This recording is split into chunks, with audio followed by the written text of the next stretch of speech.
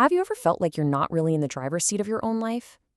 Like you're just running on autopilot, repeating the same old patterns day in and day out? Well, that's what we're going to get into. We're going to dive into a full system upgrade for your body, your brain, and your energy, all designed to help you finally unlock your true potential.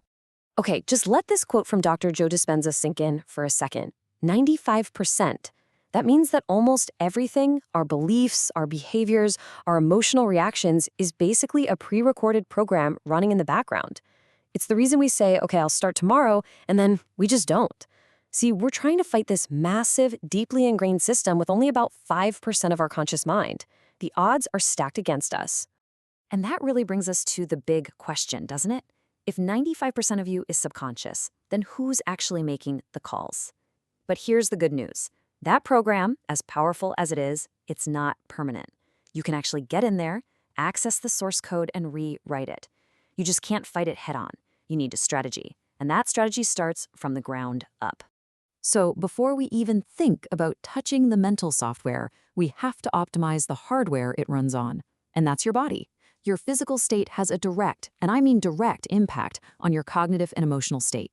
Think of it like this. You've got to get the machine in perfect working order before you try to install a new operating system. Now, this might seem almost too simple, but its effect is huge. Research in something called posturology shows that your posture is literally the on switch for your brain. See that part called the cerebellum? It's crucial for movement, but it also helps light up our language and emotional centers. So when you're slumped over your desk, you're not just looking tired, you are actively stopping your brain from being fully turned on. But a strong, upright posture, that lets the cerebellum fire on all cylinders, boosting everything from how you learn to how you manage stress. And of course, we gotta talk about fuel. Your brain is only about 2% of your body weight, but get this, it burns through 20% of your energy. It's like a high-performance engine, and you can't put cheap gas in it. You need premium fuel. That means omega-3s to keep your neurons healthy, complex carbs for slow-release energy, and antioxidants to protect it all from damage. This stuff, along with good sleep and daily movement, is the absolute non-negotiable foundation for high performance. Okay, so our physical hardware is tuned up. Now we can move on to upgrading the software. This is all about understanding the battle that's happening inside your head every single day, and more importantly, learning how to rig the fight in your favor. So here's the core conflict. On one side, you've got the survival brain, your limbic system. It's ancient, it's emotional, and all it wants is that instant hit of pleasure. It's the part of you that gets hijacked by the endless social media scroll, the sugary snack, the constant notifications, what we can call cheap dopamine. Then on the other side, you've got your CEO brain, the prefrontal cortex. This is your center for logic, for focus, for self-control. The problem? Modern life is like a minefield designed to constantly trigger your survival brain, which leaves the CEO with almost no power. Our job is to flip that, to weaken the survival brain's grip and put the CEO back in charge. So how do we actually do that?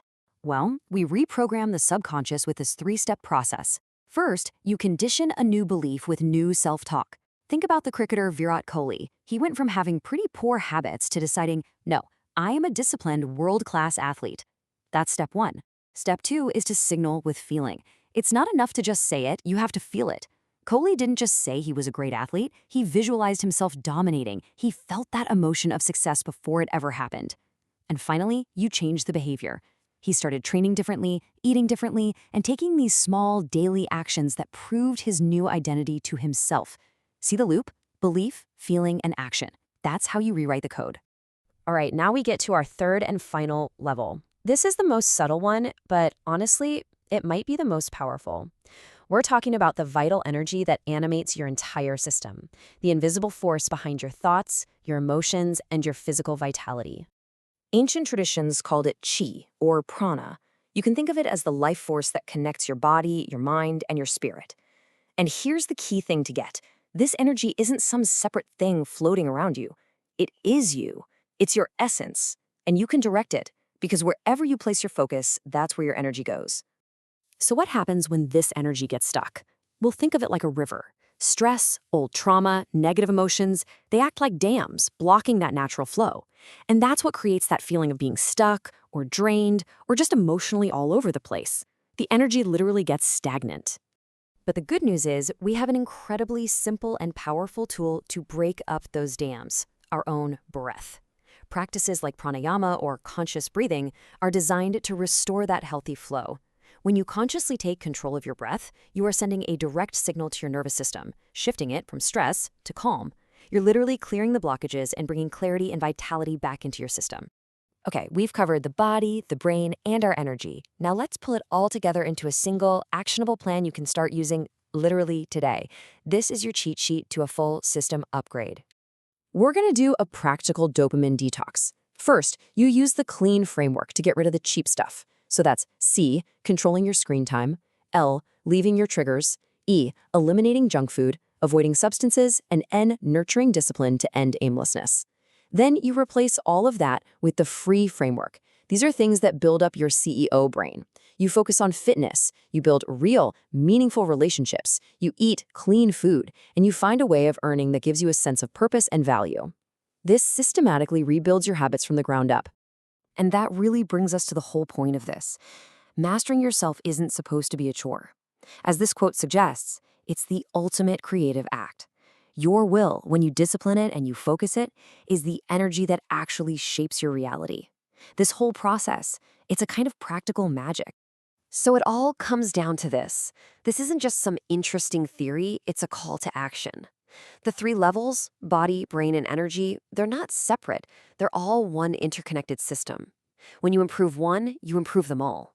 So looking at everything we've just covered, what is the one small, consistent action you're going to commit to today to start aligning this powerful system?